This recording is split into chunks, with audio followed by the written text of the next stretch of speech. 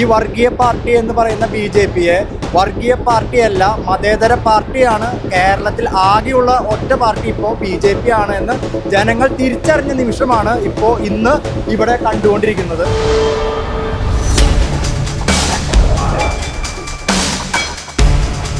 പത്ത് വർഷമായി LDF സർക്കാർ ഇവിടെ ഭരിക്കുന്നു. യാതൊരു തരത്തിലുള്ള വികസനവും കേരളത്തിൽ നമുക്ക് കാണാൻ സാധിച്ചിട്ടില്ല. BJP-ക്ക് വോട്ട് ചെയ്യും. കാരണം വികസനം വരണമെങ്കിൽ BJP വരണമെന്ന് ജനങ്ങൾ മനസ്സിലാക്കിയിരിക്കുന്ന കാഴ്ചയാണ്. കേന്ദ്രത്തിന്റെ വികസനം കൂടി കേരളത്തിൻ്റെതായല്ലേ ഇവർ കാണിക്കുന്നത്. അതല്ലേ തെറ്റിദ്ധരിപ്പിച്ചിട്ടല്ലേ ജനങ്ങളെ പറ്റിക്കുന്നത്. കൊള്ളയും കള്ളക്കടത്തും മാത്രമാണ് പിണറായി വിജയന്റെ ഭരണത്തിലുള്ളത്. പറയുന്നത് ചെയ്യുന്നതേ പറയാറുള്ളൂ. കേന്ദ്രം കൊണ്ടുവന്ന വികസന പ്രവർത്തനങ്ങളാണ് സ്വാധീനിക്കുന്നത്. പറയുന്നത് ചെയ്യുന്നതേ പറയാറുള്ളൂ. അതാണ് കാരണം.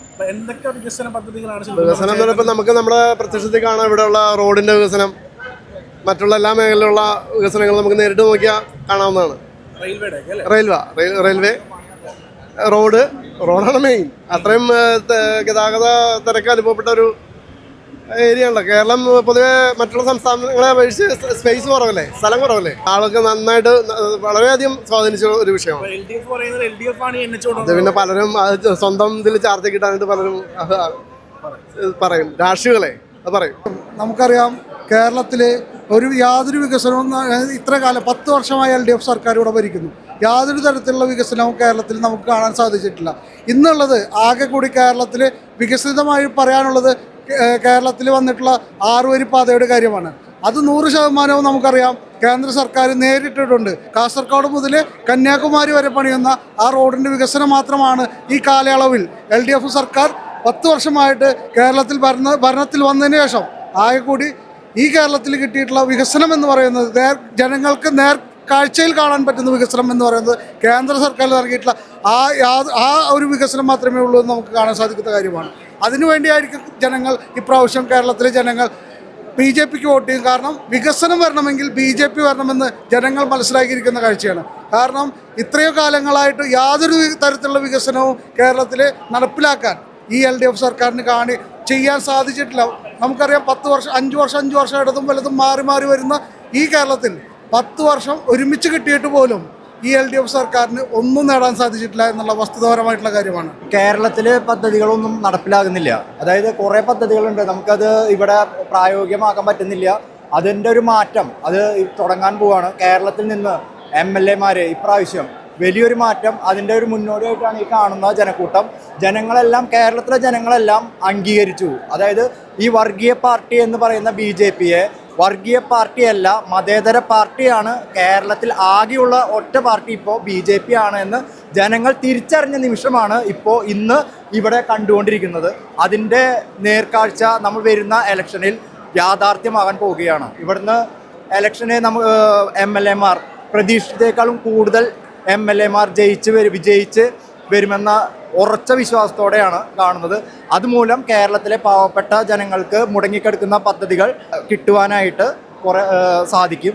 നമ്മുടെ ആയുഷ്മാൻ ഭാരത് എന്ന് പറഞ്ഞാൽ നമ്മുടെ മുതിർന്ന അമ്മമാർക്കും അച്ഛന്മാർക്കുള്ള പദ്ധതികളൊക്കെ മുടങ്ങിക്കിടക്കുകയാണ്. നമ്മുടെ ആവാസ് യോജന അതെല്ലാം മുടങ്ങിക്കിടക്കുകയാണ്. അതെല്ലാം മുന്നോട്ട് വരും ഈ ഇലക്ഷനിലൂടെ. തീർച്ചയായും കേന്ദ്രത്തിൻ്റെ വികസന പദ്ധതികളല്ലേ സ്വാധീനിക്കുള്ളൂ. എത്രമാത്രം വികസന പദ്ധതികളാണ് കേന്ദ്രം ഈ 2014 മുതൽ നമ്മുടെ ഈ ഇന്ത്യക്കായിട്ട് തന്നിരിക്കുന്നത്. അപ്പോൾ തീർച്ചയായിട്ടും അത് ഈ ഇലക്ഷനെ സ്വാധീനിക്കും. അതിന് സെയിം അഭിപ്രായം തന്നെ എനിക്കുള്ളൂ. സെയിമാണ്. അത് നമുക്ക് കണ്ടുകൂടെ, നമ്മൾ കണ്ടുകൊണ്ടിരിക്കുന്നതാണല്ലോ കേന്ദ്രത്തിൻ്റെ വികസന പരിപാടികൾ. അതുകൊണ്ട് തന്നെയാണ് പറയുന്നത്. എന്നുവെച്ചാൽ മോദിനെ അത്രയും ഇഷ്ടപ്പെടുന്ന ജനങ്ങൾ മോദിയുടെ പ്രവർത്തനങ്ങൾ അത്രയും ഇഷ്ടപ്പെടുന്നു. കേന്ദ്ര ഗവൺമെൻറ് വികസന പ്രവർത്തനങ്ങളാണ് ഈ പ്രാവശ്യം വരുന്നത്. കാരണം അടിസ്ഥാനപരമായിട്ടുള്ള വികസന പ്രവർത്തനങ്ങളൊക്കെയാണ് കേന്ദ്ര സർക്കാർ കൊടുക്കുന്നത്. റോഡായാലും റെയിൽവേ പോലുള്ള അതുപോലെ ക്ഷേമ പ്രവർത്തനങ്ങളും ധാരാളം ജനക്ഷേമ പദ്ധതികളും കേന്ദ്ര സർക്കാർ നൽകിയിട്ടുണ്ട്. അപ്പോൾ ഇത് രണ്ടും കൂടി ചെയ്തിട്ടുള്ളത് കേന്ദ്ര സർക്കാരാണ്. അതുകൊണ്ട് കേന്ദ്ര സർക്കാരിൻ്റെ കാര്യങ്ങളായിരിക്കും വിലയിരുത്തപ്പെടുക. കേന്ദ്രത്തിൻ്റെ വികസന പദ്ധതികളിലാണ്. കേരളത്തിൻ്റെ വികസന പദ്ധതി എന്താണ് എടുത്തു പറയാനുള്ളത്? ഫുള്ള് കൊള്ളയും കള്ളക്കടത്തും മാത്രമാണ് പിണറായി വിജയൻ്റെ ഭരണത്തിലുള്ളത്. അപ്പോൾ കേന്ദ്രത്തിൻ്റെ നരേന്ദ്രമോദി സർക്കാരിൻ്റെ വികസനങ്ങളായിരിക്കും ഈ തെരഞ്ഞെടുപ്പിൽ ചർച്ച ചെയ്യപ്പെടുക. തീർച്ചയായും നരേന്ദ്രമോദി സർക്കാരിൻ്റെ വികസനം തന്നെയായിരിക്കും ചർച്ച ചെയ്യപ്പെടുക. പ്രധാനമന്ത്രിയുടെ ഭരണം നല്ലൊരു മുതൽക്കൂട്ടാണ്. മറ്റേത് കേന്ദ്ര സർക്കാരിനേക്കാളും കൂടുതൽ ഇത്തവണ NDA സർക്കാർ, പ്രത്യേകിച്ച് നരേന്ദ്രമോദിയുടെ കീഴിലുള്ള NDA സർക്കാർ വികസന രംഗത്ത് ഏറ്റവും കൂടുതൽ പണം കേരളത്തിന് കൊടുത്തിട്ടുണ്ട്. കേരളത്തിന് മാത്രമല്ല മറ്റുള്ള സംസ്ഥാനങ്ങൾക്കും. അതുകൊണ്ട് തന്നെ കേന്ദ്രത്തിന്റെ വികസന നയങ്ങൾ തീർച്ചയായിട്ടും തെരഞ്ഞെടുപ്പിനെ സ്വാധീനിക്കും. ഒരു സംശയം വേണ്ട കരുതും. കേന്ദ്രത്തിന്റെ വികസന പദ്ധതികൾ പൊതുവെ ജനങ്ങൾ അറിയണ്ടല്ലോ.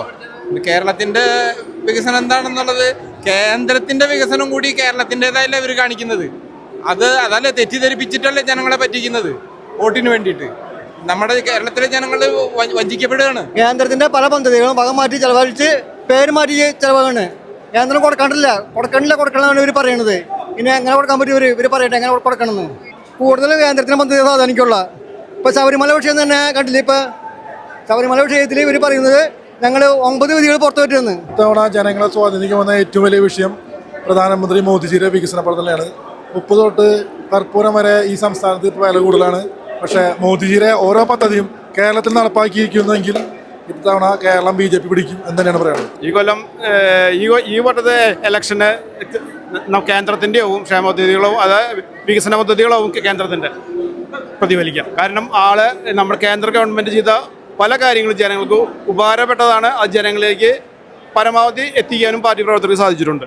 അതുകൊണ്ട് കേന്ദ്ര ഗവൺമെൻറ് നടപ്പിലാക്കിക്കൊണ്ടിരിക്കുന്ന ജനകീയ പദ്ധതികൾ സംസ്ഥാന ഗവൺമെൻറ് അട്ടിമറിച്ചുകൊണ്ടിരിക്കുകയാണ്.